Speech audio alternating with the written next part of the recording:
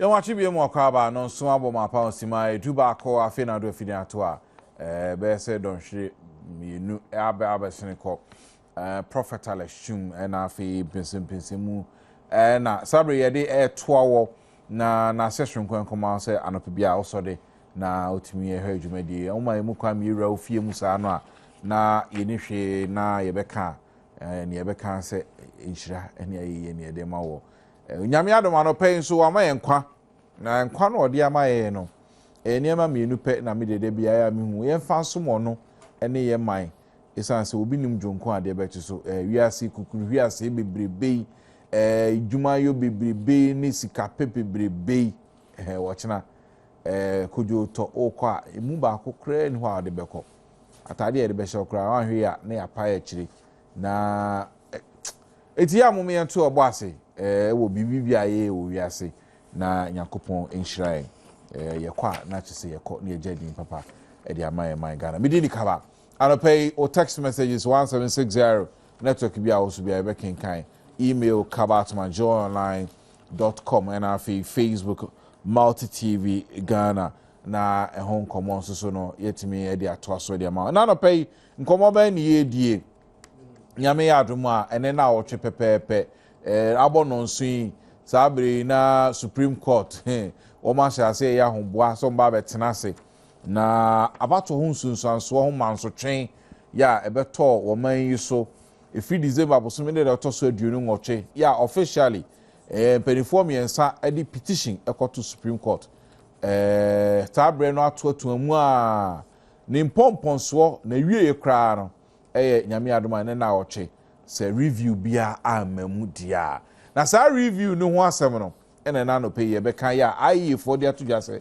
koto sere MPP ni NDC for wom sada wom say yem se ni Ghana fo afamu no eye yempe oha bia na wantwi na ene area wenum de okay ya nyintum beko na another 6 months ni sa fi nyina ya hyeagu ya ye de atena court ene ye twemanso ayi for say e de enkaboma ye pe wo mem ha no ebe twi nase ana se be twi akwa akire ena nkutahudie sonko se koso no nya de be koso awanyoko for na reject say why we will go if the need arises na no pay beji mpanifo adwenkyere ehun sunsanso what are the likely implications of a review on this country already ebinuma suggest say even in the last 8 months a court ya tenase you know atwe wo man puntu abanachi na ye san de kakra san beto ye ho so nti aye kakane nyina bom ene wo modern koto sere nanso so no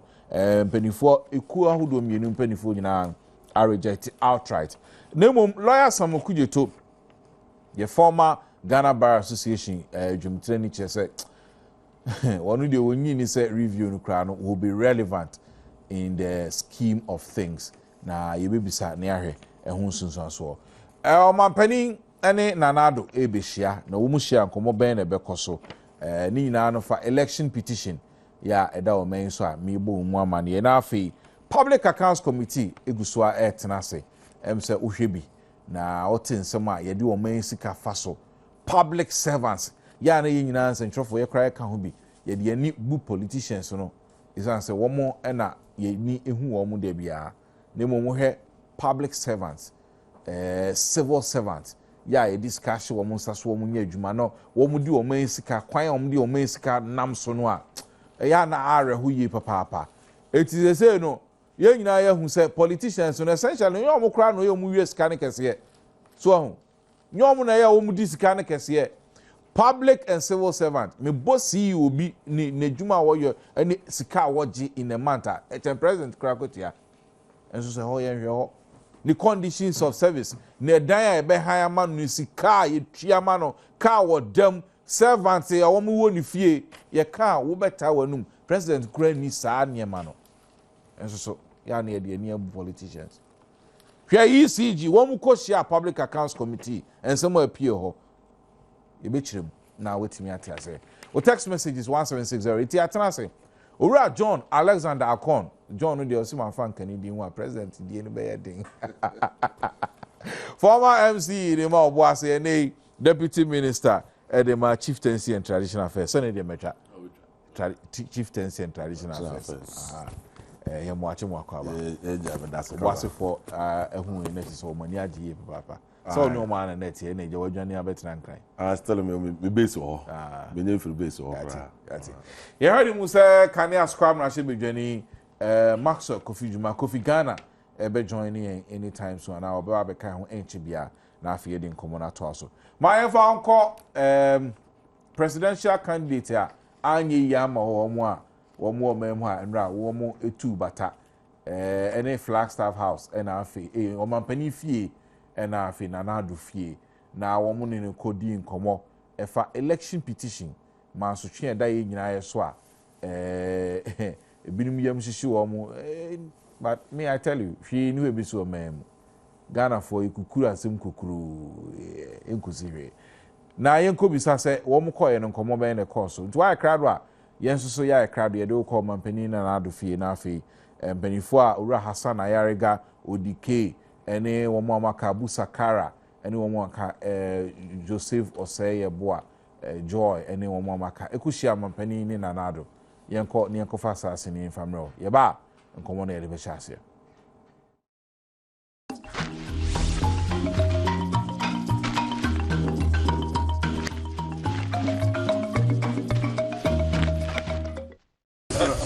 The 5 flag bearers of the PNC, CPP, UFP and GCPP and the only independent presidential candidate in the 2012 election first called on the NPP leader at his Nima residence, explaining that the initiative aims to ensure the country remains intact after the Supreme Court verdict. So we want to continue to urge everyone to continue to support our nation and put patriotism before partisan politics. All of us, we believe that the inertia of political polarization should give way to visionary cohesiveness that can ensure the development of our nation. They commended the two leaders for allowing themselves to be subjected to the authority of the judiciary, thereby strengthening their hand as an arm of government. They, however, put forward some proposal. The one who will remain victorious must consider to ensure the unity of the country.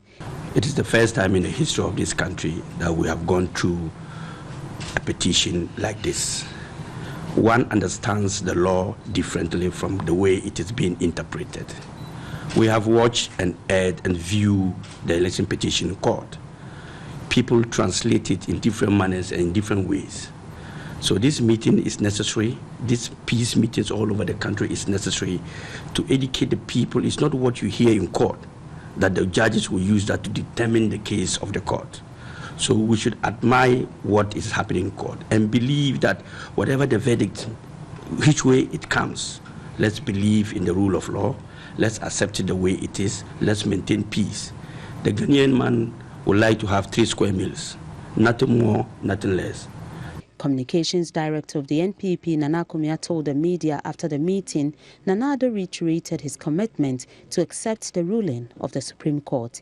Essentially, the parties are committed.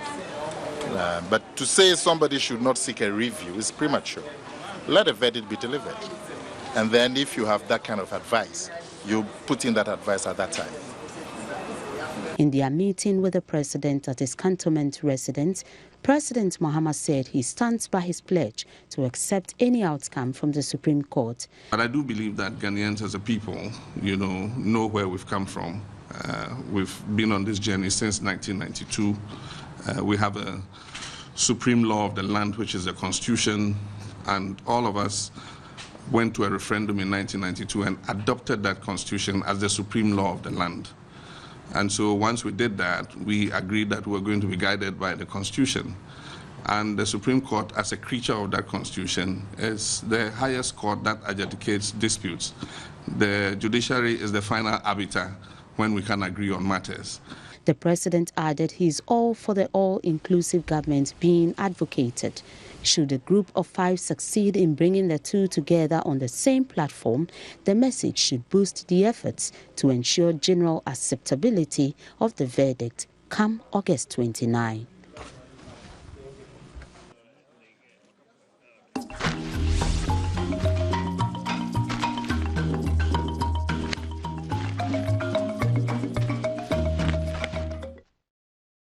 Well, it's funini nyina na wahu no from Nana Dufie Onima and afi president Fie and mpanifo a wo here senke yese to om so aba na so Ghana for anto aba ma wo call some mpanifo emie nu na so na omo ni om kwotwe nkomo fa asomdwe ene abato nsunsu so akopie mo Supreme Court. Abani Alexander Akon John e Canadian ho John no dey also nkonya na chi o if our friend John now Johnny aka ni na akra ope ya fa horon shase na obi wetimi aka se 77 previous quote and unquote question be say bia na nyansanim e bia na a very stupid question but ade omko e nra fa so be mpa na wo so okay kaba me das nje wedi nka chia obaswa me me chia Ghana for so nyina na omo ehwe program nyina nyame Adom be minister na me first time maba o program so we dey wo chia yi no na mi twa wa no na memo ato aso efi o kwanza won sha asese wo kasa the time na mi nyante so me ye kwa homa so na ye nyi san komo we infri mu preko lawyer Samokudje to lawyer ni pani wo memo ha Ghana Bar Association wada no pen ni exploits ewo law ene ehun nsem no de em se Ghana for ye nyina ye nim na komo aba titu efa review ene ho nsem no ye pese ye gina adwen kire kakra ho na ye to ankomodie ni so se na munim no ye bedi nkomo no ewo brofo kasem na che ye di nchiremu di aba ewo akan kasem Mr. Samokudje to thank you very much for joining us here on Multi TV and good morning to you, sir. Good morning, and how are you doing? I'm doing terrific. I hope you're well. I'm very well by God's grace. Yes. Great, great. Thank you for joining us once again. Those of us who are laymen and not, well versed in the law, essentially, what is it that review is all about? The constitutional provision allows the Supreme Court to review its own decision. Now, it goes further to say that for a review, the minimum number of judges is 7. Now, this presupposes the fact that in the Supreme Court, ostensibly, is an appeal court. And so when matters happen in the lower court, let's say High Court, and from High Court to the Court of Appeal, and then from the Court of Appeal, it comes to the Supreme Court. Normally, 5 judges are the one who will sit in the Supreme Court to hear such appeal. And if there is a decision by the 5, assuming that somebody loses, the person can apply for a review. Now, the review process indicates that the minimum there must be at least 7, which means that normally 2 additional judges will be added to the 5. And then they will relook at the matter and then make a pronouncement upon it. And that's final. Now, this particular issue, which is before the court now, is a different matter. It's not an appeal. This is a process which is a first hearing, because the Supreme Court is not as the court which is actually hearing the petition. It's actually doing a trial, as you put it that way, almost like a trial. And it is composed of 9, not 5, not even 7, but 9 judges. And so, technically, one would have assumed that the 9, their pronouncement was the end of the matter. But recently, they themselves have ruled that they can review their own decision. Fair enough. If that is the case, we must still appreciate that it is not an automatic matter, because it's a question of they may review. It is not, doesn't mean that once there is a judgment, there is an automatic right of a review. That is not actually the way that I understand that law. But of course, we are also forgetting something. If the 9 judges decide, the 9 may be unanimous. That is a possibility. You cannot ask for a review of those 9 to go and review, because you are asking them to go and change their mind. Now, it may also be 8-1. The only possibility is for them to add an additional 2 to the 9 to make 11. So if it is 8-1 and you add an additional 2, then what you are going to ask is, you want the 2 new ones to join with the dissenting one to make a pronouncement, that will not make any difference to the decision. And I do not believe that that makes sense. Even if it is 7-2, it will still not make any sense. Even if it is 6-3, it may not still not make sense because you still not get the number that is going to upset the decision. So my feeling is that we are actually jumping the gun, this question about review, because people keep asking me, oh, but you didn't talk about review, and I say it's nonsense. They are making it seem as if so long as a judgment is given, it doesn't matter the number that takes the decision, there must be a review. I say, no, it doesn't work that way. It does not work that way. So I think let's just be cautious the way we are propagating this matter. I think some of those who do not understand the issues also do not appreciate that the two judges you are going to add, they were not at the trial. Because this was a trial that took several months. It requires a lot of evidence, a lot of records that were attended. And if you bring some two to come and join them, they were not part of the original trial. I cannot even see how those two are going to help in arriving at any kind of reasonable decision when they were not involved in the trial. Because this is different from the appeal process. Because in the appeal process, all there is only the record for you to go and read. That's all. But this is a whole trial which involved complicated matters. The documents were tendered, some were accepted, some were rejected, some were reviewed, and so on. So let's just be patient and wait. The same judges who are taking the decision, they may be the same one who will take a decision as to whether there is a need for a review or not. This is a caution to the name. Do I get the sense that by the explanation you have given, then out of the judgment that's likely to come, or that the judgment that will be coming a week today, will be such explanatory in nature that the judges will even go to an extent of explaining the nuances, what the decisions and the factors that accounted for those decisions, and so then there will be no need for somebody or a petitioner or even any respondent filing for a review. Is that the sense I get from him, sir? Well, no, let's just understand that they cannot give judgment without explaining as to how they came by the judgment. They have to. That is what it is. They have to explain as to how they came at it. If those pink sheets that became the whole controversy, some were accepted and some were rejected by them, then they have to explain as to why they accepted some and why they rejected some. They have to explain the whole basis for it. Why they believe some, why they did not believe others. I mean, that is the whole issue. That is the responsibility of a court. Court cannot just come and give say, I accept this person and I reject that one. No, they can't do it. They must always give a good reason based upon the facts which were used before them. Because don't forget that the whole court process is based upon factual evidence. Sometimes we forget that. And I've seen some judges made that blunder. When they go there, they say, I didn't believe this and I didn't believe that. So that's not the issue. The question that there are facts which were used. If the facts were cogent, you accept them. If they were not, you reject them. I think this is the whole issue. And I'm saying that the possibility of a review will depend upon the number on the panel that supports one side or the other. That's what I'm trying to say. Exactly. And let me take you back on that score. And you have already explained that we know that 9 judges are sitting, and we also know that the Supreme Court currently comprises of about 13 judges.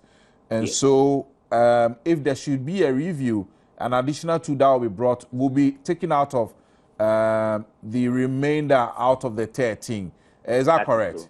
Correct. So there wouldn't be any need for the president appointing an additional judge to go, add. The president cannot do that. No, he cannot do that. I mean, this is why the whole confusion is arising. People are thinking that the president can go and add more judges to it. He can't do that. And so, in your mind, do you think that even though 9 judges are sitting and the possibility of a review that you have given will be explained by the judges when they sit a week today, the other judges are not watching? Have they not been watching? Are they not listening?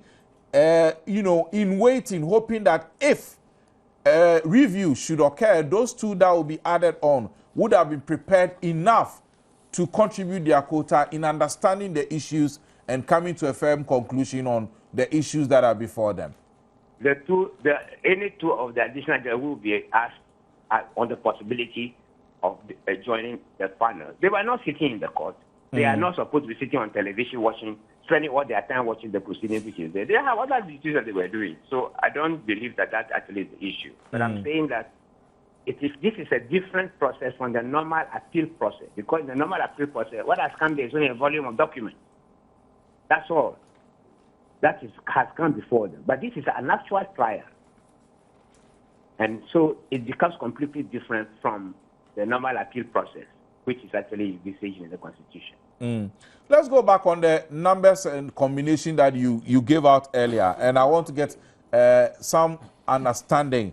If it is 9-0, what does it mean? If it is 8-1, what does it mean? If it is 7-2, what does it mean? 6-3 and 5-4. These combinations, what does it really mean? Well, what I'm trying to say is that the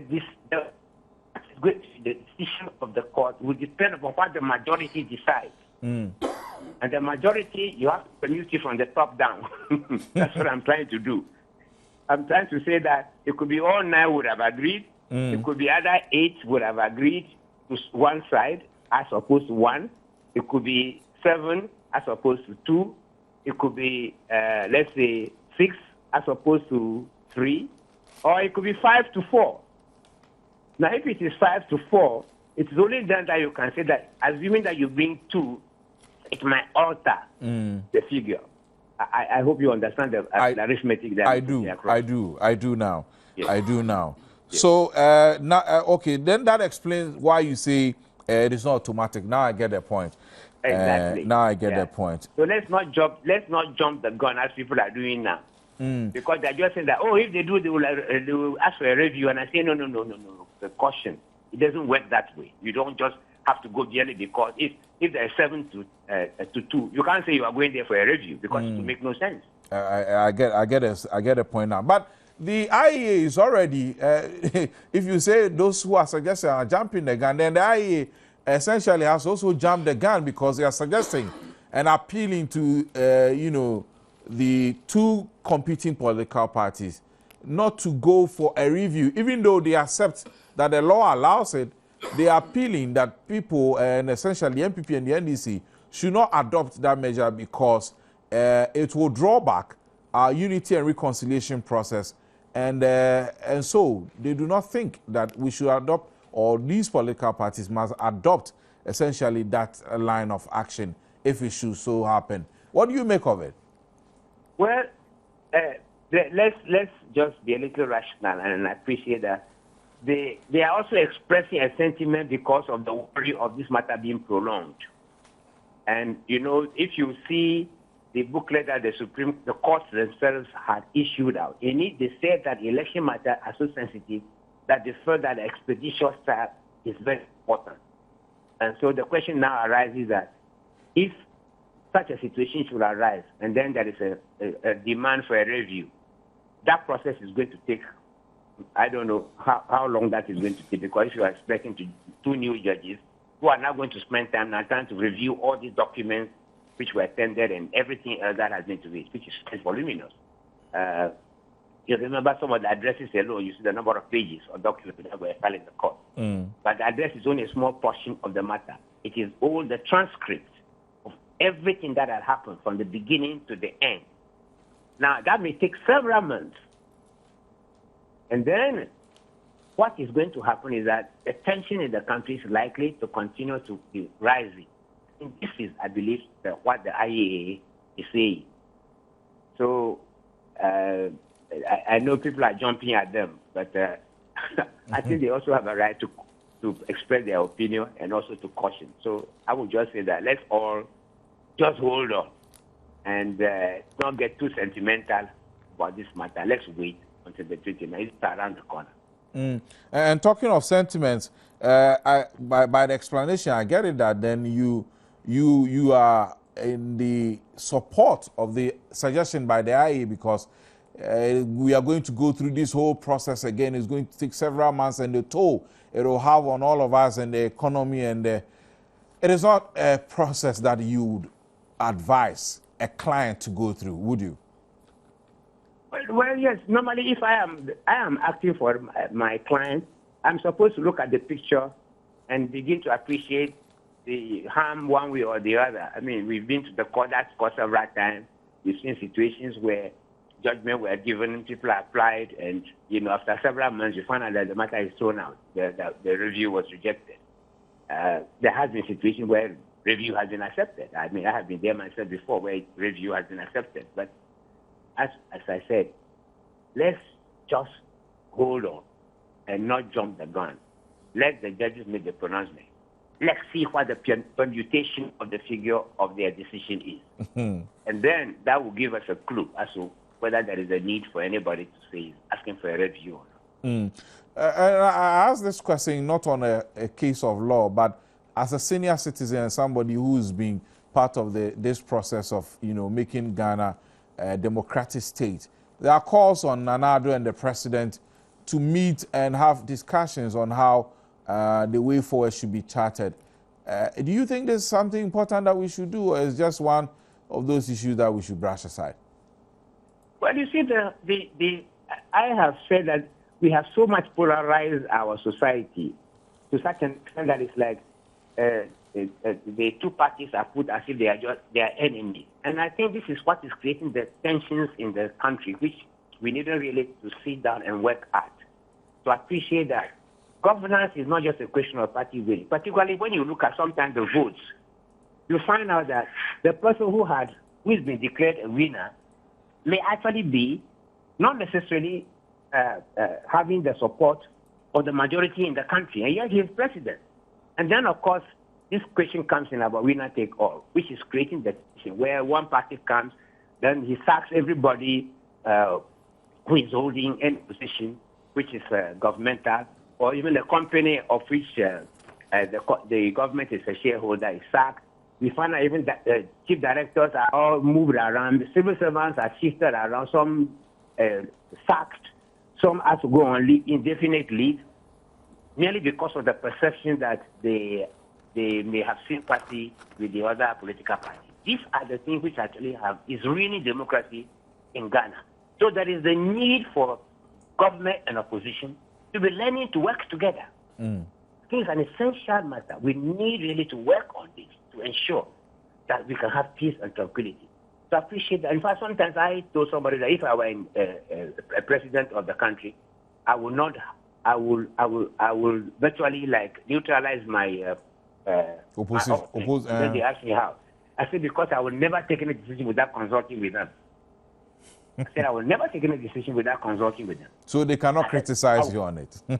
Yes. Then they cannot say that I didn't ask it. His view is important. I cannot pretend that I alone know it. I see. I cannot pretend that I alone know it. And I think this is a trouble about our country. People come into office and they think that they alone know it. The opposition is useless. They ignore them. Then they create a lot of mess.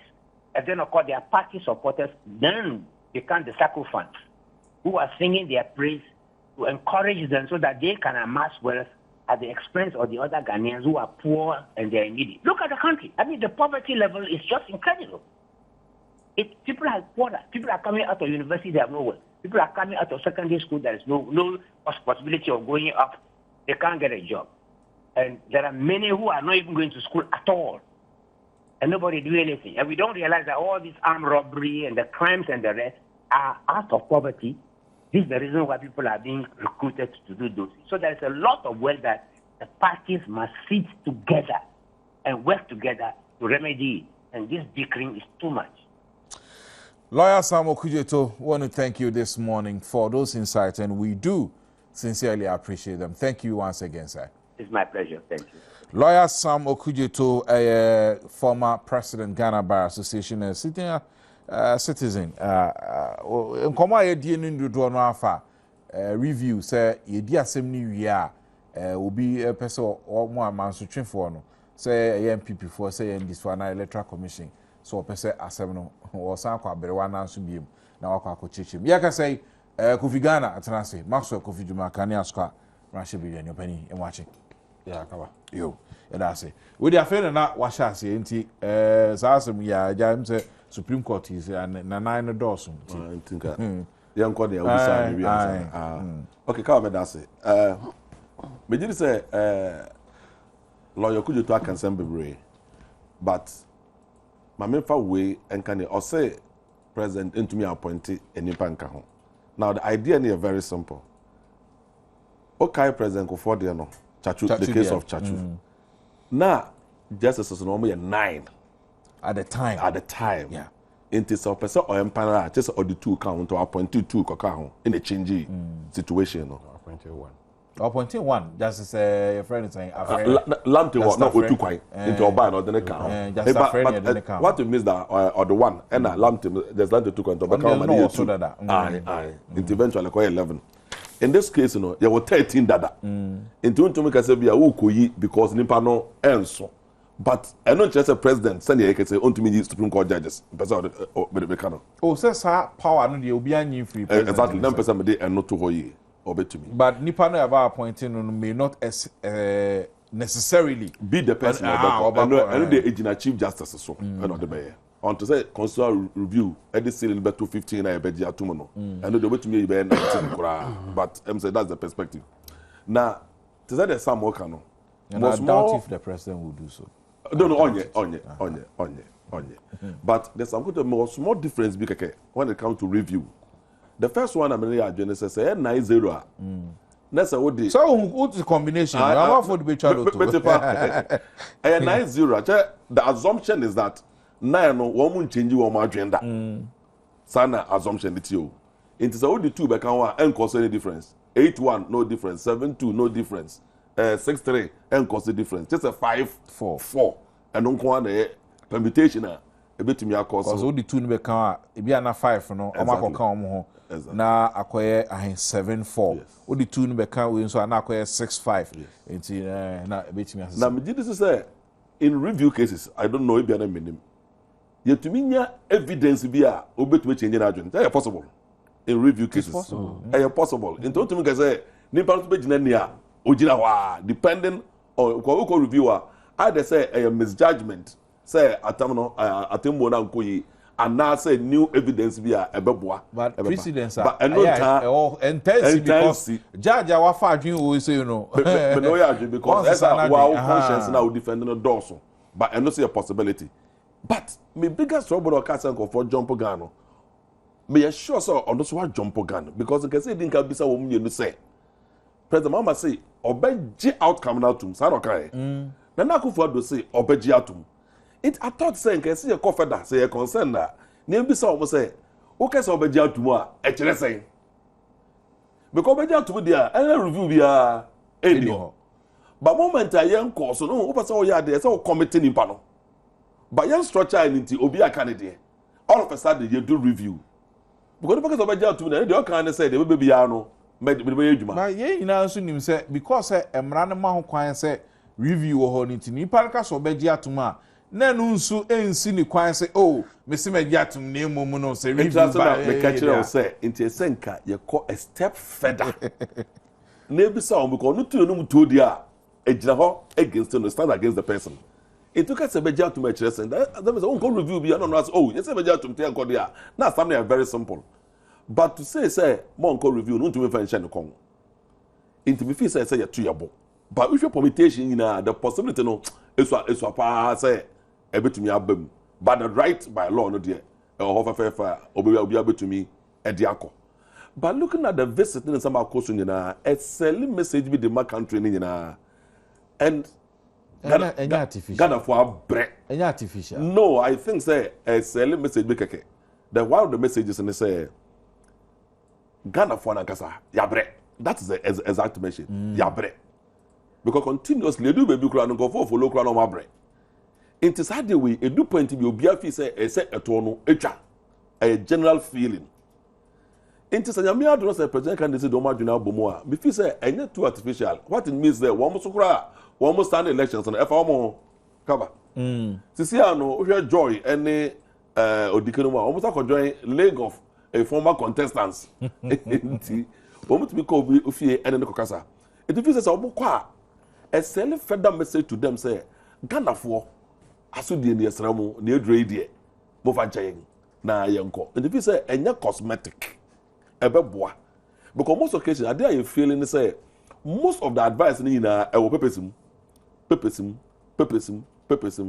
but moment obey direct contact no nipa ni nya regime say the concern no very great it don't mean say cosmetic a good say one more akọ my only point is suggesting say omumienu nhia no ya nhwe ya be too artificial and with a few example one example baba I think it's 2004 so Embra for example Oba first on the president go for call meet the press part of presidential debates I think so be go back so be some say President Morse, you are the president, or better than what President Kofone President Rollins album.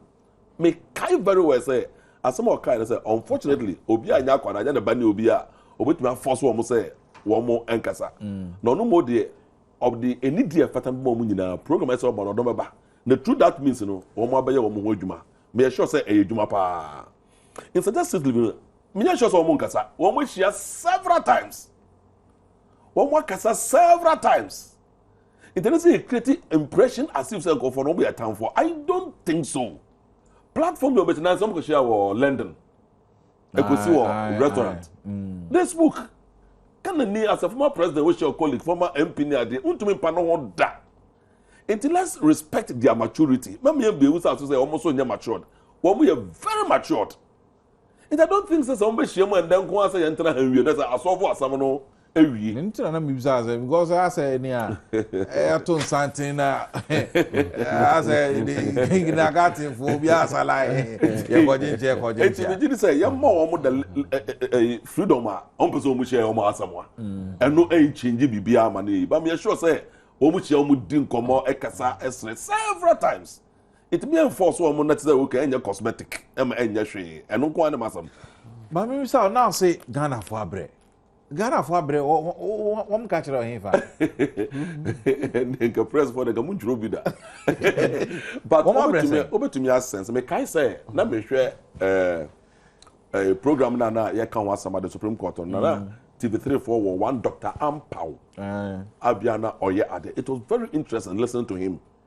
Now also to me say justice for no oma bre omu yema justice for no edu baby no it almost time almost say president friend saying address so kra mo bia 30 minutes mo wie me enko ye gi date dia ye obi apese enko because definitely ade na twe emre twe ye time ebe ne ka mre anyone ka mre ko omu nya kwa nkasa eno so abaye issue a wo mo akasa it a do point be a Ghana for feel say the psyche of the Ghanaian feel say there should be an end esa de eto etwa na obi anya kwan ebon bra na ekọ ebe nti say me ma put this direct question nti ene obi na adwin so obeko review de na Ghana for be sin say ane ya bread do na wo nko a wonim say ade bi wa and I think say biblical na me nyina ho kwan ba nya nyina na faso wo into what every right is obeko but a do point be the language no obi afa na no anka implication no so obi to me etwe man so as of right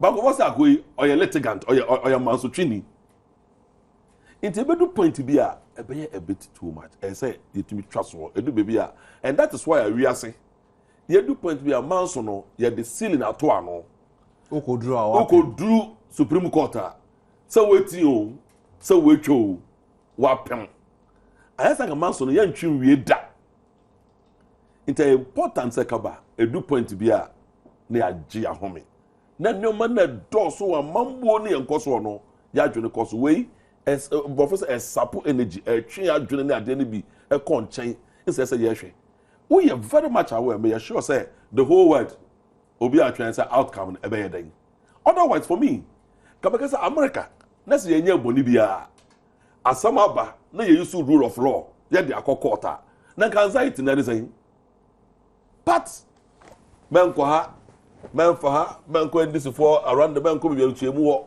it shows say the big cause wa esi twaso na somdwe na eduma kese pa it ko fo bia Ghana for once again na twa say esun twa ma bibia ansi na fa somdwe na nya eduma na enkoso mo ye bra wa Ghana say etwe your time recently bi kra ka say lose productivity because mo assembly the TV program no edoso it me did say obia all right but me a very strong believer says obetimase right no bibia no say we certain war men kind of say common sense men kind of say inverted commerce wo nyansam it right no be brave baby o Manafo be senya asem bia na police station bi o e America. So there should be a point I say to me end the asem we say. Ghana for abre intwa so enough is enough. Go no. Go Ghana.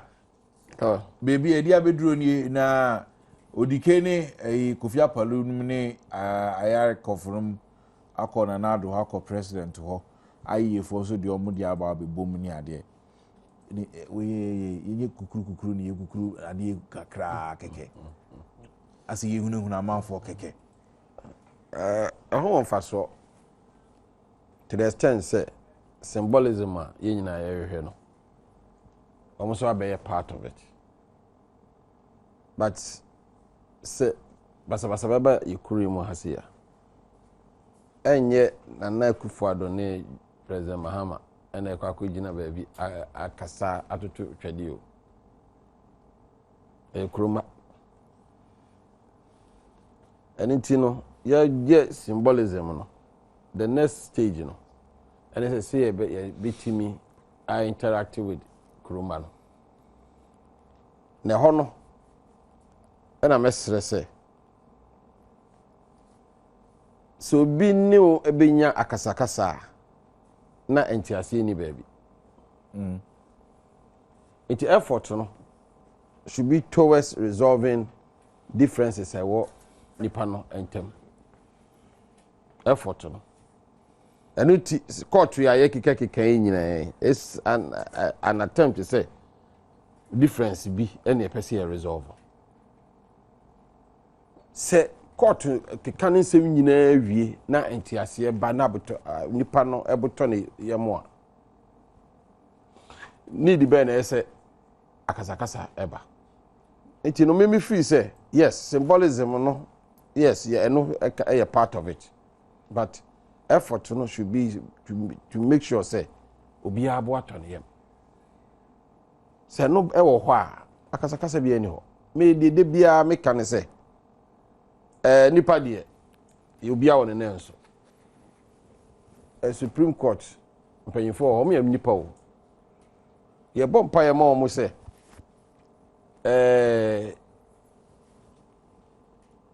omo eni ye omo kasa mo ni won bibia no emfa akasakasa mba na omo be ye ade no in such a way se obia bo ebeto ne yem obia bete ne ho ase se ade we sei na se dad nifa no me kasa ampa se dad nifa na me ye hwe ni mu so kaba wanu mu nyam nti no ade ne se ke dad nifa na so kaba nu nyam nti kweda eno na de nsem ebeba enu ti no mesre se o ye ni ye kasa ni ye peace ni ye we nyina no yes ye peace no but ye peace no dia ye make sure so bia te no ho ase ama bia bo atone yem se no ho a hwe me ma de bia no ya na me ko fa Cote d'Ivoire na me de ba betoto Ghana ho for a long time West Africa has say akasakasa no we ye cool no we ye say no we say na Cote d'Ivoire ho ekom in fact na West Africa no ya an island of peace yes. But later on, you say, "Send our peace, you know." Then you peace. Ne ye de we bibi chance ya na kuraba akata ade so. Nti upeja we na kuraba no na fa ade wa ase no e na eba beto. Ghana no ye pe peace a ye mpe a lasting peace. Enye peace a eye out of coercion. Eye hu ni suro. So I say, and no be Cote d'Ivoire for the any be postpone problems. Na ye say ye na ye beti ye nyina ye beti ho ase ye de no kure ani we nuado na ye de betena ye kure mu no bia te no ho ase. Eji say me no hia me ne onya adwene. Na nso so no me nsuro edo na ye say me nyama o. Enye hu na ye say me nyama o. Sadie no and as a Ghana as a country no I was here pursue me de bia so so ya me san de koto to America crew no nipa bɔnefoɔ pɛ wo wiase paa ɔmo nipa bɔnefoɔ paa so pɛ nipa bɔne obi obɛhyia wo a wonyɛ ne hwee no aka wa ohwene no wawe wobɛdwunya wɔn wɔ hɔ ɔmo te aseɛ sɛ ɔmo kuro no nipa bɔnefoɔ ɛwɔ hɔ ɛno ti no ɔmo wɔ polisifoɔ ɔmo ɔmo tuo ɛyɛ but at the same time no the national vision ɛne sɛ ɔmo bɛyɛ papa nti ɔmo tumi sɔre ani ate sika millennium challenge aka ɔmo nyɛ ne yɛ sɔku peace esi so wɔ atomic bomb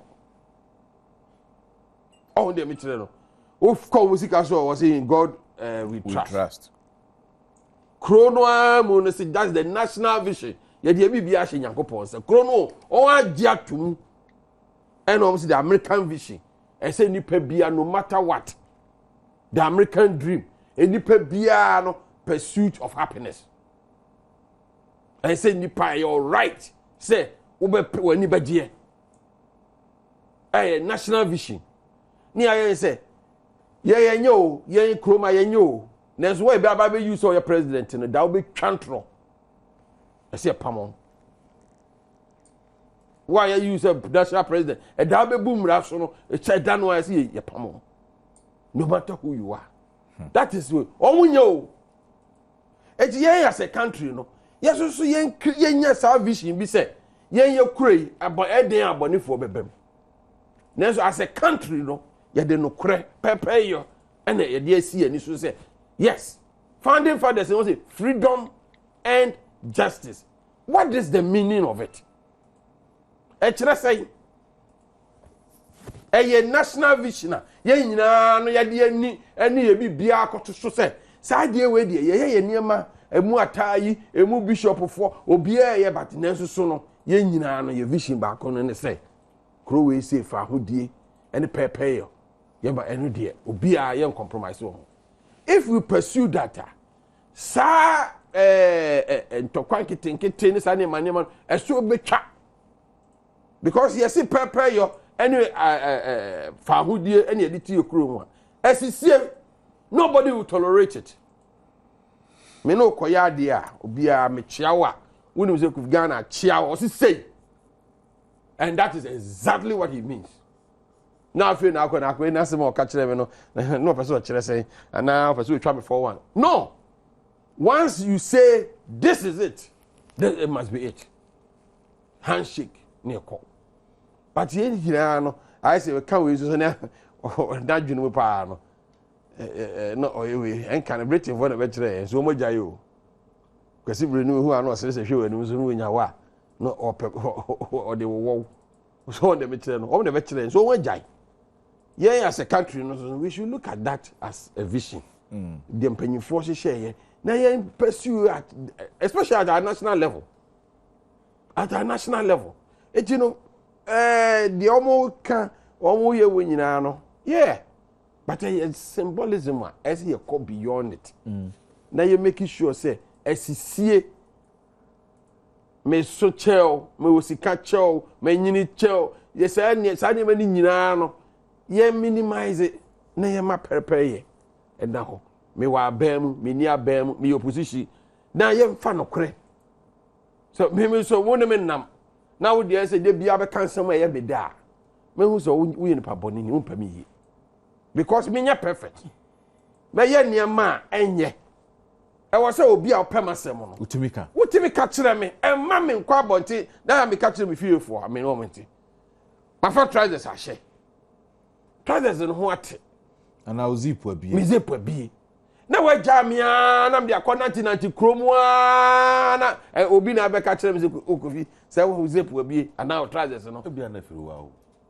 sebe hu de bi na firi ka de bi aka na nchana wo de tie me de be se de me sitie bia wo ne me nam a ka na me se me bube fukura ka na ko ya ba wo se wo me kan na no me kala na me no mo po na o kan bibi no kan na me reject 3 months later na me saka je se onko ye sa de kro no o se fambo ma me o se sa de we me catch roll na me kra me refuse o se me catch roll hey woni me pre so saa won so asamba nam so Paul nyame nhyira ye me saa de bia oh de me kire no etino that is exactly how we should deal ya ban we nua they say ya no me know personal relationship but wa ban mu no there was say wo ye wa ban mu no wa nya meka it doesn't mean say any personal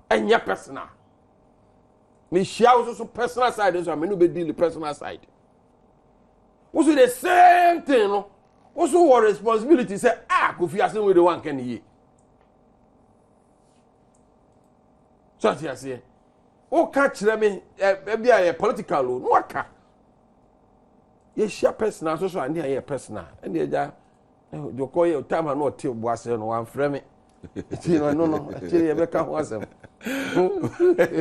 ya me aro asra me ma go but kaba Kofi peace no eno na o ka Paul de no and na ese gani di djuma unyo bia so be pepe da enya possible enti o ka no wo so wonte ase ebia obi o wa ono so pesa ato so aka se wo de etu fukura wonti na ni pa no de no ho se jai esa wo te ase ono ade no ho ba no ada onyam ya ase sa na mambo so atie nya de bia na obenya owe so be in charge ata also ka sama behind back no because akoya some kan e good o ebi so no so onye convinced to a person no akọ experience exactly answer na we face it depends just leave the person but I agree say kadie esa o kan no kan no kwanso o trust that tie ebi akoya be kan na ekwan of the kan no wan kan here e create more problems the case the mode of the case it was mode of presentation no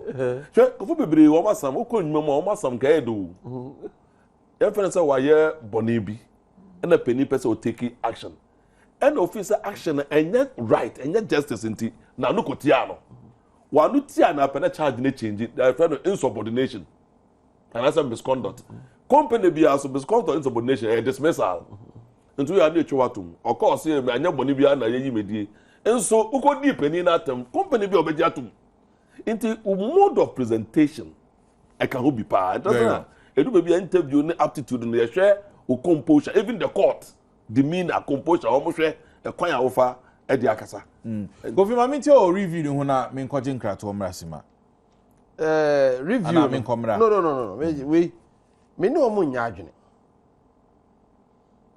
senke bia mra bia ni ho I allow for reviewer o komu no no se me kokan ye kan si ya wi ya pon but no aba no a create a window bi se asema ye ken se wo bo anto wo ye mo a utimi eno no eye an opportunity a ebe ma wo bo asan ato wo yem enu ti no me fi se ho no de aye fo no ka wo mo kwa chiri kakra minim se adwempa ena wo mo de ka na so se de na me si ken se ade ni nyina se nipa no ebo ebeto ne yem no once ye create sa window ni e bin san ka se se kokana anye yie kura na wanya se de usi pa o san wa no da opportunity bia obetima akọka wase eno no obetima agina so aka se menua because of that in here so be pasa bia another baby wo ho so obetima sa akọka wase eno no yenya no open enye automatic say there will be a review but sa window no eda ho no eye window a se eba na wo kura anto yemo a wo san wo opportunity ti kura no wo chitafo no wetima akọ so menua no ade na anye yie na enso so no ye be san akọ eni biom na ho no ye de jojo ebo so I say I think say come on the Kofi Canada the most dangerous part is say one hwe ya otwa da cha say me kura say man tem ho so say amma me kwan e mama nka masam na no ekreti de bia la reference na ye de na oji tum say Ghana for abre oh he mama ka say chiro me my baba ji Ghana for atum in the way bia na I never expected say a bedru sa stage no he Ghana for sa court case the average Ghanaian the way o city ase na ehu me che say me nam na say u say na say bi na me ka asai na me nam me kwa buso kan me ko pe party ato na me ewi na bi wo ho a me try say obi ehu say ye me na me ba na be ko na nkofo odi komo no mo kan sam no a ebi ho no kwa na me so da me se me di mu we pra no na me nim eti Ghana for they have matured politically in ways that are surprising but it's good. We as asem we no aba be ye a national soap opera. So at you say amanfo se see e court say mo me obi o to say se kura me nim de me. So at you say aba a national soap opera of course o do no ye adwuma no e say na adwuma but nipa bebre so nya adwuma and then especially se see school for amapan enya dia on abre asach eno an say anxiety bi wo mu anxiety ni say asem mu me nka ni ehunu say se de ma akufo ado a ye fama no se de ma dwoma ha ma ye fama no ni move on with our head but say bread on bread there it was interesting they see so ye jackpot no na ya fa ball bi ama ma hihye mu a Ghana e be ball so that you say that's idea we no on this for you but come before say you may say a very good opportunity some of the lawyers into me and good commentary e court case in Hukra one more the lawyers involved and us the lawyers outside the case. Yes, one more buy out in your political line because your process be what I say what try your process na you come through no because in this particular case your objection be on normal court to be on go but when they try say e kwan be as person okasa say na be a won ka bibia nhye technicalities na omo yifre mu it means say say omo fa so educate maybe e be na judgment na chire no so of education because they won no interest in they are very high but what the independent processes na e course na say another and the Ghana bar station for come cast and come baby man we be ekusi start here exactly man we be ekusi omo dey come chire why this decision and there be no education anyway but yes you never be real you pa Adom TV be jam egu so dey bro live o fidie so multi TV ora John Alexander Akon a former MC Idmoboase deputy minister chieftaincy and traditional affairs and a former member of parliament in the Maxwell Kofi Ghana Juma Canadian and na pay you mudi nkomo ye je krato ba sima ye ba o text messages here the bebrel na no ye national security meeting mi ko bi report na Ghanaian Times had about and yet accurate reportage I was there na ye be here ho na yet me the Hong Kong so at also and then we'll move to other issues of public accounts committee na afi yet me there ye ba sisia.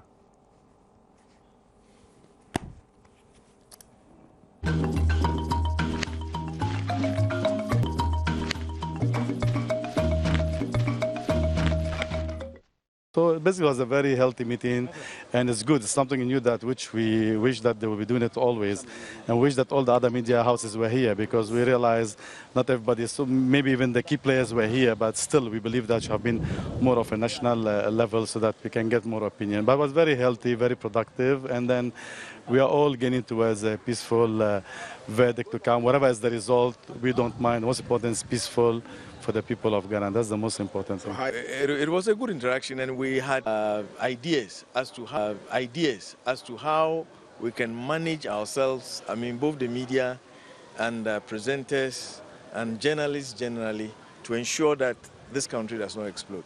And so media managers are being called upon to look at the larger interest of Ghana in determining how we manage the media between now and 29th August and after. There was a general consensus that it would be better if we minimized what kind of judgment. And after judgment has been given, doing postmortems on the judgment. And so if we could all desist from second guessing the judges and then also decide that it is in the interest of our country not to undertake postmortems of the judgment. That was just a general consensus. No directives were issued, no determined ideas were put. We all agreed was that we all know what is best for this country, and we would all try as much as possible to do what is best for our country to ensure that we continue to have the country we have today. That was good. Finally, how you describe the meeting? Oh, very cordial, very cooperative, very collaborative. And in reality, it was very, very entertaining. And we got the impression that this was an interaction which would continue to ensure that nothing untoward happens in this country. This reinforces the need for all of us. Sequences of what to write, and with the implications of what we put out in the public domain. We mentioned in Rwanda's experience, it took a reckless journalist on a reckless station, to spark violence to the extent that over 800,000 people were killed in horrendous circumstances. We are not out of the woods yet. The danger signs are there, but we have a responsibility, and it is within the bounds of possibility to save this nation from descent this level. In the 70s time, we approach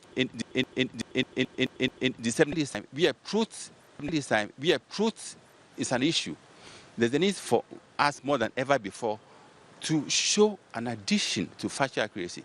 But truth is not enough. Well, if you have a piece of information which is factually correct, which has the foundation of truth, has the substratum of truth, then go beyond that and ask yourself, will this serve the interest of Mother Ghana at this critical time when we find ourselves in a very difficult situation?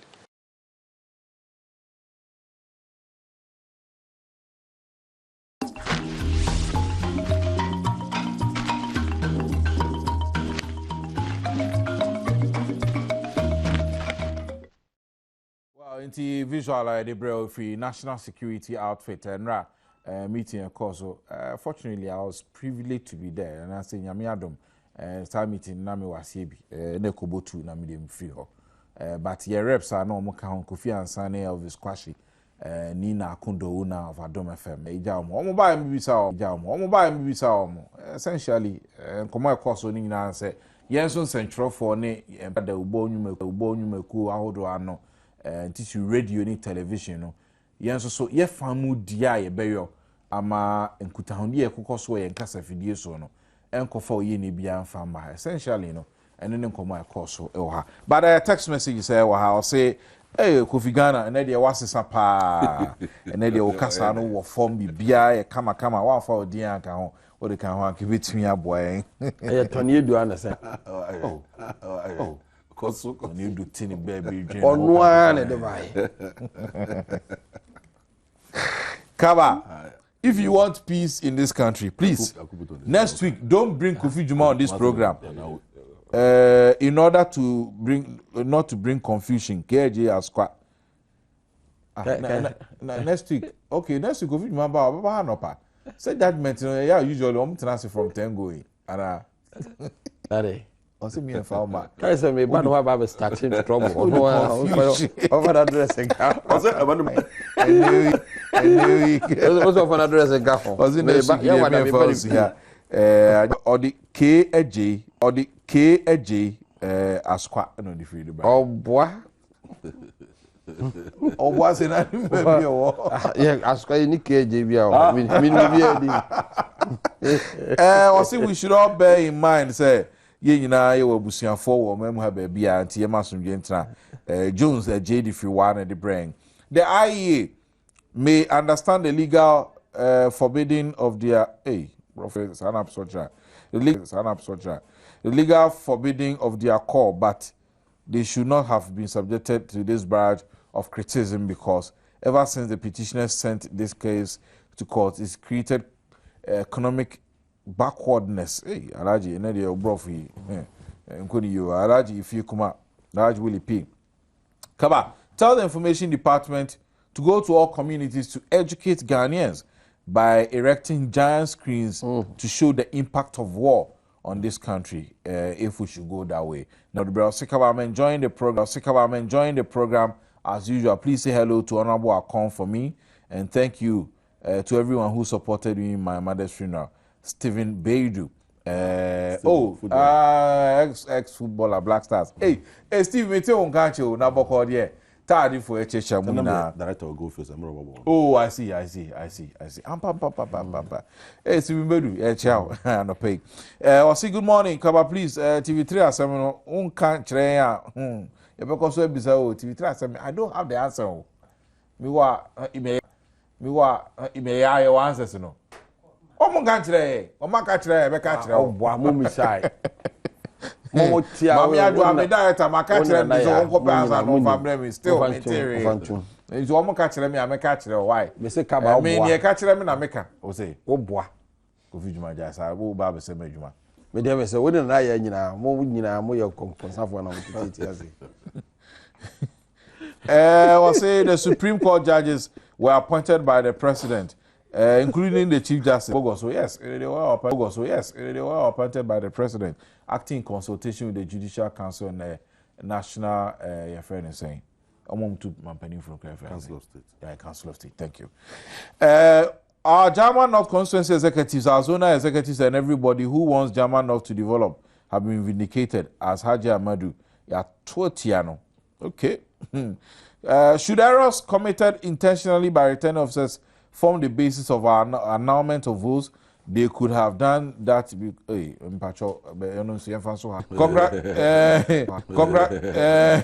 Congratulations to honorable assemblymen and women in the German North for voting against.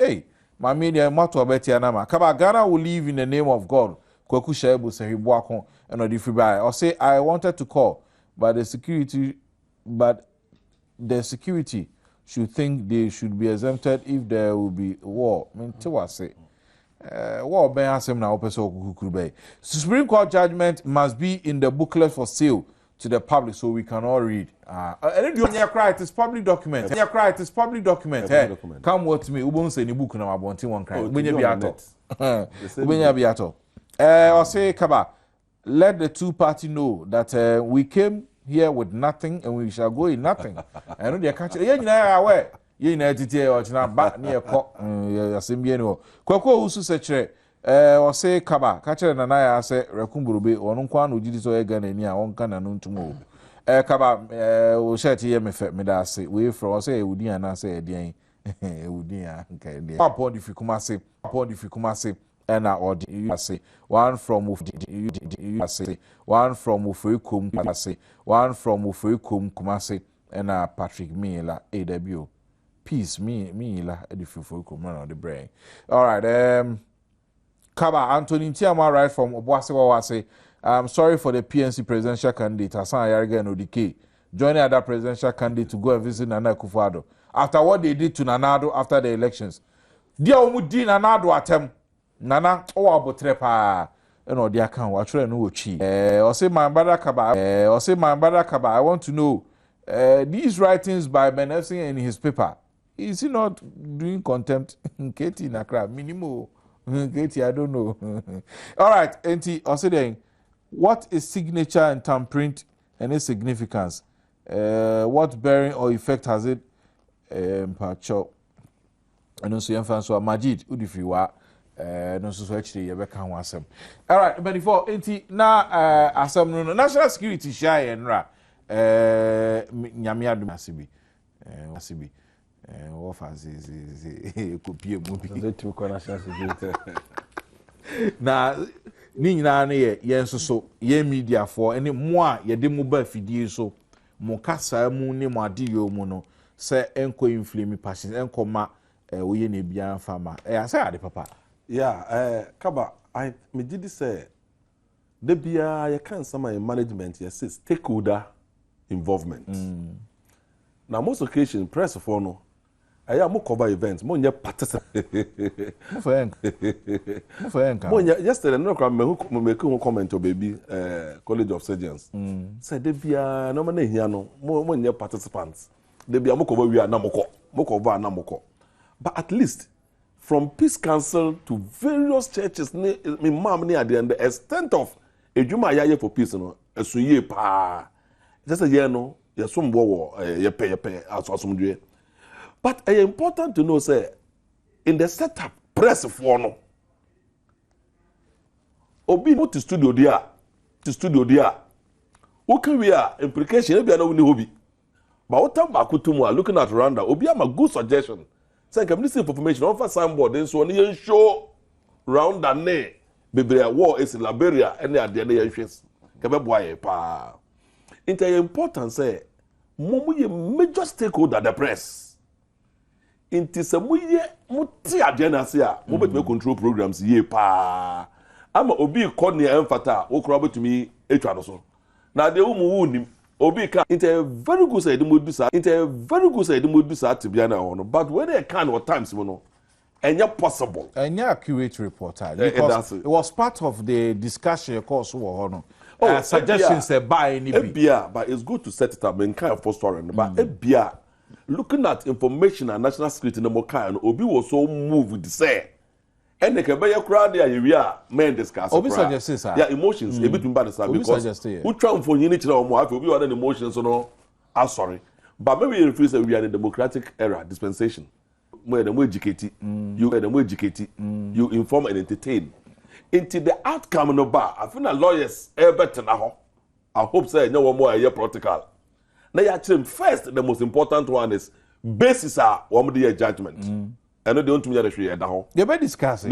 we are all the factors that time no freedom room out to be discussing any prejudices situation no if you say a good pass you share more now em say we share even before that one contempt case by am atmosphere any change here after na ewie mu na gidigidi no of course say men go do of course say men go do obi atem of course say men go do obi atem because no enwombra ho it's a verbal assault and not that but in terms of discussion of the issues there no holds barred obi antumi see obi akwai in terms say a certain person up about these issues am a direction no ayefe tim ye sure suggestion obi na move on so about say anya sa dey yensu ahwe so every muda it has for learn and say be exposed in the first class and say to me discuss ni na yehu bibi free and be inform me for the future after all so be catch us say issues are incident from the authorities and some of the issues are quote no anyway I mean sure say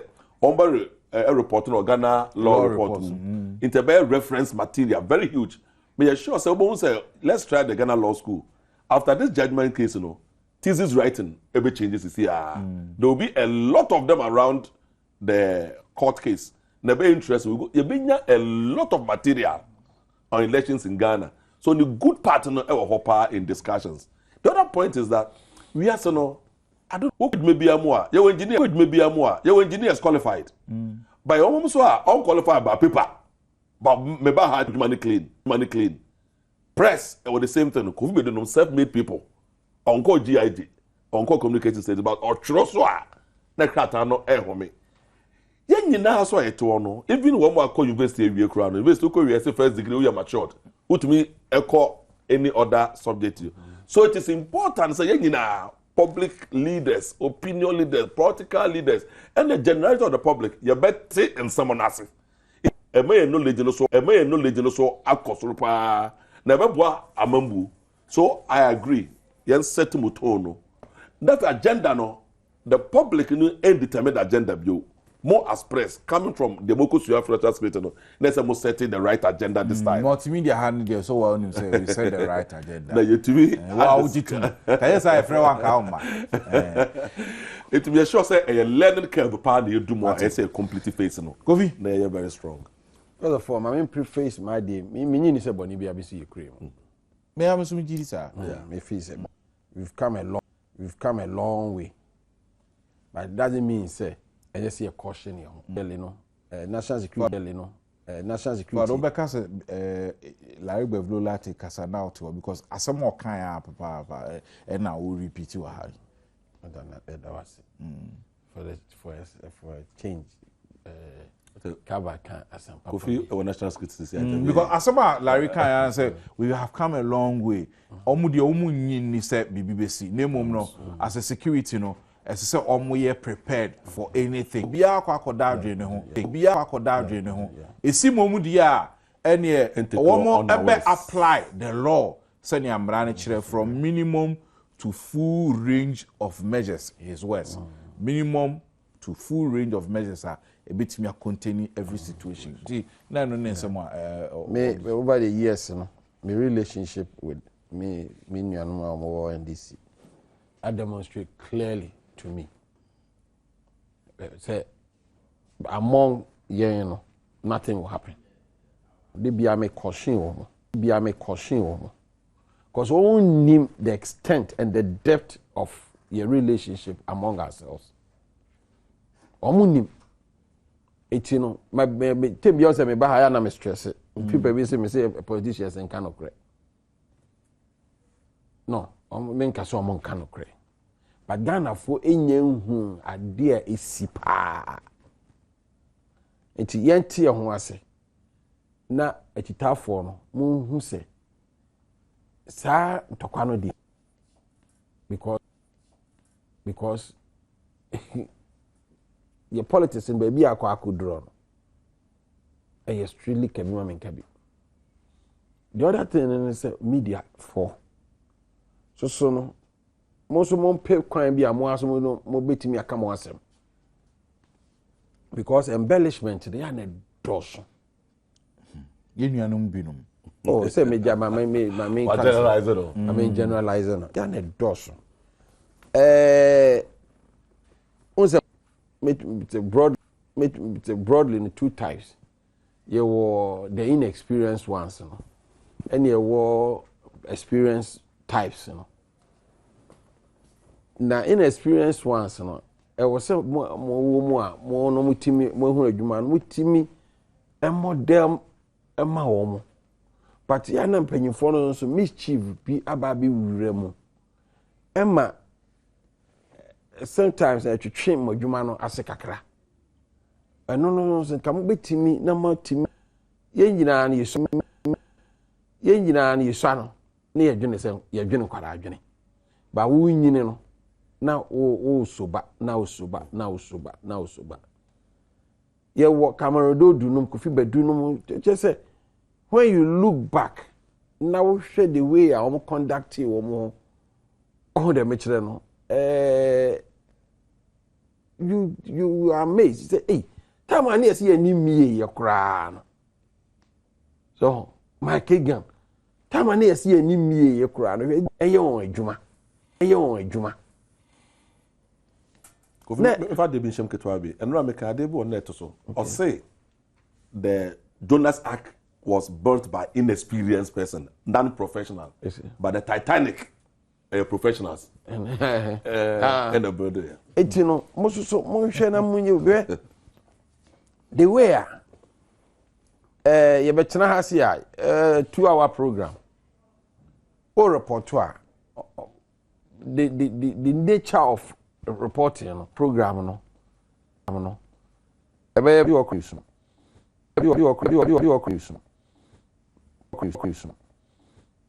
one our yama discretion say choose the essential things that capture the essence of what happened.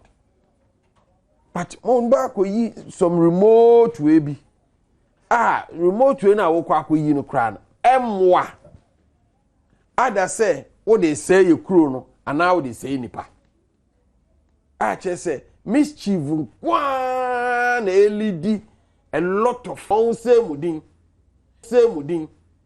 ebi ma build on career based on some mischief no me no obi o me de me no me fa sem hye me mu o de ye me a me hu still a me sra hwe obi o so de be hye o de be ya no de akowuo oho iti mo so ya mo so pe kwan na mo fa entu mo hofo na ebe si sansem we se Ghana obi a ono ti antoa asem ebe si won kran no so efiro sen na usi aka akire no sen na usi aka akire no me ametie ma no betumi afom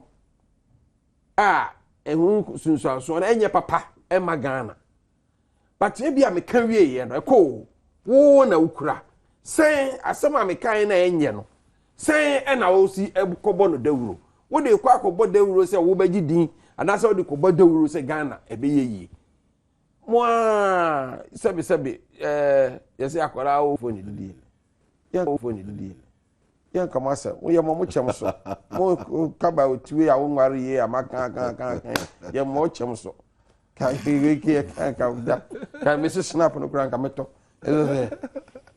wo de maka Come on, say, the minister, you Kumasi National House of Chiefs. You Kumasi share your National House of Chiefs. President ne concern bebre Professor Nabila. And Minister Dr. Danaso concern bebre including oye ho dwuma say yentum enfama won. Ye you na monko for start interview. Allow us to go on with some question. Codification, lines of succession, and some more National House, you almost as so years I know with my ANA. Codification, because as anti-macra, the only yomo dear, no dear, omunim say we cover a research and inquiry memoir. Easy. Obedili Nijina, or the actual idea. Sabine and Nina say, saying from beginning to this saying. From beginning to this level, generations on text messages are for the Abaneo call public accounts near Fenry Nafi into me for phone calls. Or think about how could the German North District electoral officer disgrace himself like that? Yes, sir, Mammy M said, what about you? Why?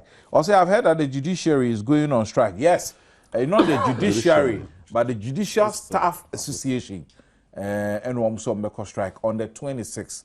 Of this month, and I know you say, what's about is it judiciary, but Judicial Staff Association.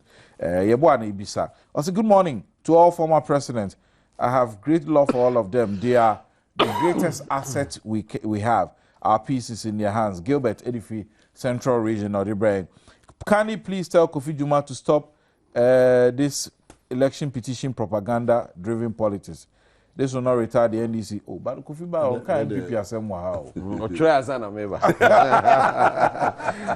I'll say I like Honorable Nanama Santas. Nama Santas. If you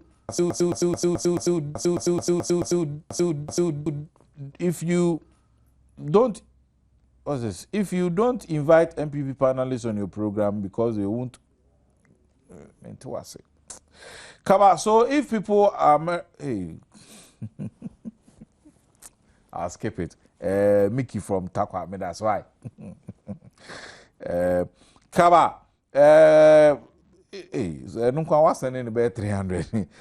Ghana will leave text messages to do searching. But Public Accounts Committee, why MP that? Who was so that? I remember, but because my report but now me call we say it drews time I'm dealing with local government issues. Yeah, okay. Yeah, me call. In fact, me no call around the country. No, we we have to Bolga. With them. Almost so much media na sibi when you bring ahwe kakra. Near Koso electricity company of Ghana. One would any for me and say MP we bring ya any bu amanyofo leaders no political no womu no na ohe public servant and civil servant kwaya omo faso a ebinum ewia omansika di omansika edi omansika ye niema ense na fatahwe ni ICG4 dia abai ni ade a afi bia so auditor general's report ne report beba omo akodi hu abobo atena ase ni ade but afi bia so foforo ba e be da free mu sa ase mi ICG4 dia unfortunately no kakra bi o enum posa kakra bi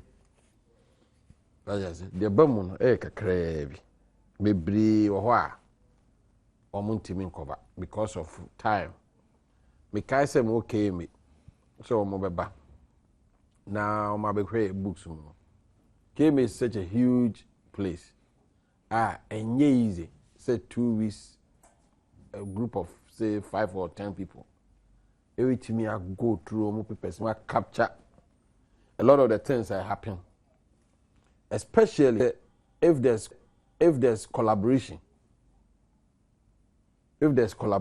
among them, and it's so difficult to detect. Me was incident we had be me call came for now me name the difference between a grader and a bulldozer. So no me na in fact mu yenu kra de mu nyina ma ye MC ni MC senior MC ni MC Metropolitan municipal equipment the baller no ni nyina break it down those are no but I break it to me corre hono na say eh Kumasi ekura si yenyi baller 1 or 2 days a disaster. And to ye kana no me hu say machines no say na mu nyusu we na mu fa pushi baller no kra na mu compact na kakra. Say asay na say dey na asay yes engine. Na me say na engine no ye benye bi ato na so ya ye kwa abra. Na say mesremo mo go to be immediately. Na for the within a month I say yeah adwuma. Omoko buy no na de bill about 300 million. Because I was under so much pressure. The buy engineer sign we assign. Na me sign and you could try. It's best 6 months later. Na a new election. And na NDC candidate for Bantam or winning ho abrepo ho be assemblyman into buy and me no we develop a very close relation because baby am no cry na nam ye friends and am no call we ono so ye mechanic or repair dozers it ye call ye na me say sa ade we engineer shemu say ye pebi ato ade boy say so honorable be 30 million hey and I'm saying and the budget 300 million so you kun officer no a oye here no oye mechanical engineer the one who was in charge na me at that time no me regional minister na your problems and it no me recommend say yenyi akwa na dia ono obi a ompema simbia no ope ono nasem uti de meka obi a obehu say ompema simbia ope nasem say nipa no so ye medra so ye minister be na o me money din me money din say onye fair we near am here Ogoso say mu di enfor say mu di enfor how be about say mu di enfor how be about Kofi, but seriously those are engine 30 million there our form power even as at that time but if you are not 10 million so well those are well that time no I've been in that for before. Yeah. So, but that was 2001. Okay. And you know, no. And I say, yeah, I'm going to say free neck. I'm going to say free neck. I'm going to say free neck. In see her. In fact, upon investigation, or not what, and maybe walk or try no painting yellow. No, but try my. Meanwhile, no. Or the cars are a gua or repair. Make a caterpillar a color. Guy in the trim say, me come for me son idea, scratch it. Now me go the original color. To come here and me say, now me see union through Uncle City engineers. It was never captured by ever. That issue was never captured. The reason is mobile and say say only auditors in a bar. They were able to collaborate and near Bonnie be a cosono. They never mentioned it. But almost Konoman can be and yet near picking 1 or 2 issues to be easily defensible. You know, the air so public accounts.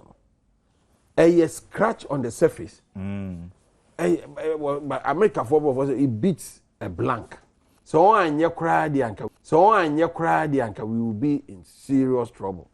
Yeah, encourage you, and as time goes on, we think the auditing improve. At one time, Ghana had trained accountants. All that time 110 districts. No, yeah, less than 15. Now I'm not talking about my final no. The whole system, no 15. What do you expect? You know, now a good say, we no so I start kakra throw light into we state enterprises, State enterprises, There was serious problem will be a sure they are burdened with staff on to me use. So they have to pay them. So obi wo ho a ukọ broadcasting obi a oye cassette tape operator enyi su cassette wo enyi su cassette wo ezo wo ho ai tuaneka electricity ye wo enkrofo bebre nkrofo a oye fa no say oye tree pole climber ne nema otimi so wote wo ususu a wontimi nyina di ena yentimi as a country yentimi mfa kwan a ye betimi a redeploy wo mu ne ya pe bibi foforo ama wo ya a on be ye productive to we no it you know then there's this other issue looting plan looting me come masan ba ko be jai police ni bi hia me gina me wa bi ena ja onimi o chia me na honorable no kika na say eh na onimu ni akwa na ko say da bi was say kokokokoko na so ba misika koto kuku sano kanu ena me sibira me was ka koto kuku say me na me chiaka was say we do me akasi ya kra ya fa no motimi akasi ya kra ya fa no motimi aka ewia njede nti no ewia njede nti no ono so ewia njede nti no ono so enwia but the difference in say papa we say why minister wacha anka for time 2 years near UFO but ono no there watena for 15 years into the looting no 15-year looting on the metro we have serious problems sir me nim eda mo nyina mo beboa na ye jai ye politics no kakra ya na kwa akoto your public service ni ahwe kwan say de entua ne kai but ye mo ntiase say they are there as to produce enye social services and ye run you on the mission enye nipa no kote o se ma de adwuma 50 years it is o promote to me on the contribution wa ha say we adwuma wo ye na ye tua wo ho ka wo and that is what it should be enye say wo tiwa say ye frɛ me ye tua meka and ya no abetre mu 40 years anything no I say ye me deputy managing director it shouldn't happen I say saa de ne say ye free tirimu ne kan say so kwa adwuma the only reason I will free kwa adwuma is to work and you should be rewarded based on the work not because why should you be paid because I was there that is the attitude. Yeah, kaba mo am the my captioning revealed ECG made Ghana 1,080 million in 2010. 80 million in 2010. So what is profit, what is loss? Bookkeeping. Now, Oshe 1 million, Oshe 480 million now. And some way hold me kakra. Me nyɛ sure say picture way correct. Me also your profit 1 million. No your profit then on your loss. And also I see the previous year. No, sir, or the toto and to in 2010. And in 2010. But seriously, public accounts taking for electricity. I think Ghana for us say Austria basically. Inefficiencies and yet equal to let's say support delivery. I mean, the person I'm trying to say, the first point, normally deliver in kilowatt hour. Until from the word go, who say, what is the cost of 1 kilowatt hour generation of power? And say you want they didn't say I will say you that cost on even grounds and I say almost profit from generation to distribution. Yeah, they are also. And no, they say yeah, argument to cross. Yeah, the one inefficiency. Yeah, the one inefficiency affected operations. In as a result, you say you the right figures and add. Moment I add no be taking advantage because you're running into the right figure. They already losing. Into be smart or they found one easier for him to do. But you say you know you say 1 kilowatt or say my consumer say me after attack no you do only cause to complain about any losses. It has to create at the NB. But I think that Kaba say Mokai I think it's at 187. I think that there's a linkage with BBC president able to say public accounts of matter parliament. But law also say all the time we are a sort of parliament. a parliamentary formal committee the committee ni public accounts committee we are on your den law ni say Financial Regulation Act ni say say establish a financial tribunal. Now they will try some no. So up until now, tribunal public accounts we are one your den fan koto hin executive and executive and as area no so enwie area no so enwie area no so enwie Mate several times and for say one boy bekasa everybody here opportunity to answer. But the question is one more audit report okay me and that's what answer bibia what audit bibia first first incoming conference entry conference exit conference one we report na the draft no ebe kiremo no response bia no response why you answer final report so kwa raise queries bia so one the baba and your friend on ARIC meeting into ARIC meeting the bar let's say more cost our response and they will capture it into the final report very important into so what them response genuinely oba na ojeya and what again is public accounts doing or shemu kna and answer or also your further confirmation and then you go through a process of verification you dey go to that level there and then action naka because opportunity no aba but there was something came across me the same name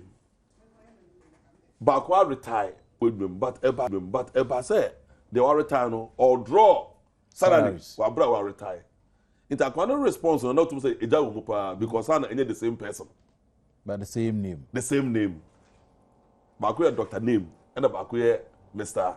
the same name inti so this is also Russia and real man of also abomu di mbone a enya no kore into the opportunity to go through that situation a good pa but between parliament and or establishing financial tribunal as a judiciary so we should be working on that linkage transition between parliament and that judiciary no and then ehu here na e be move a step further but the Kofi kan very true.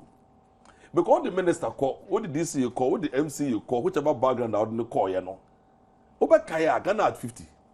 Most of the questions are just the TBC and they say, oh, what the coordinating director. Yes, okay. No, Ghana at 50. No, be South. No, be South say, nah, what the man. Because that linkage is very important.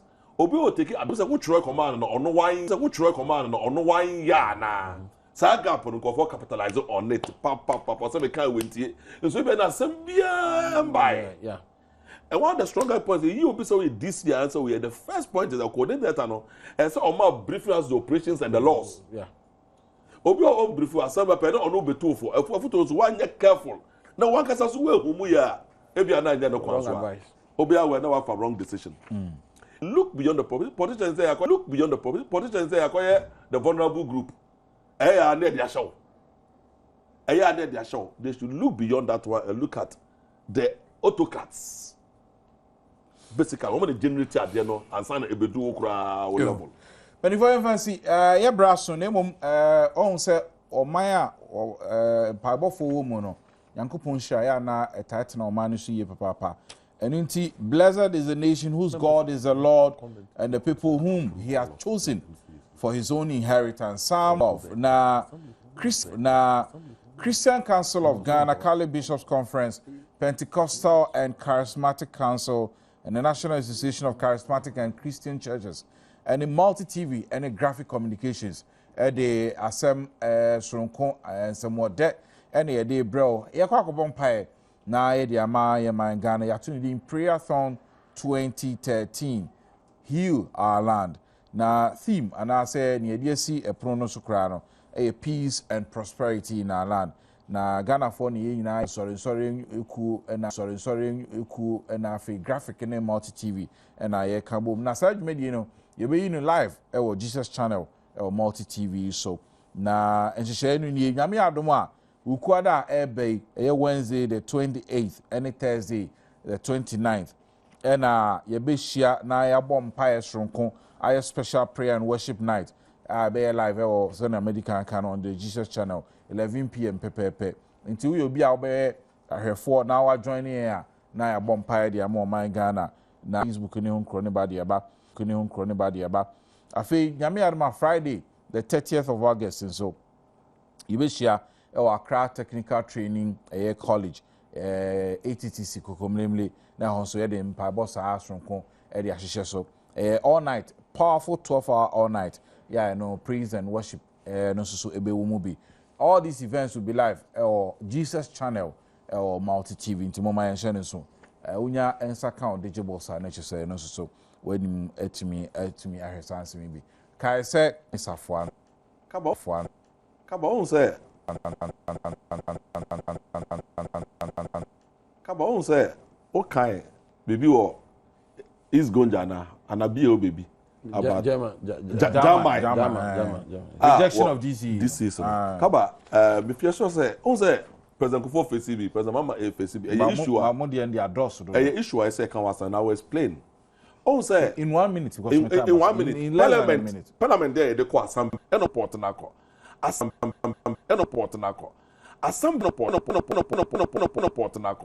assembly be no into say constitution be say yehwe into akotrawa what is our reason and not only reason or some impel Chiromem will come a constitution. Yeah, I think so. We need to discuss that because and act forces to come function.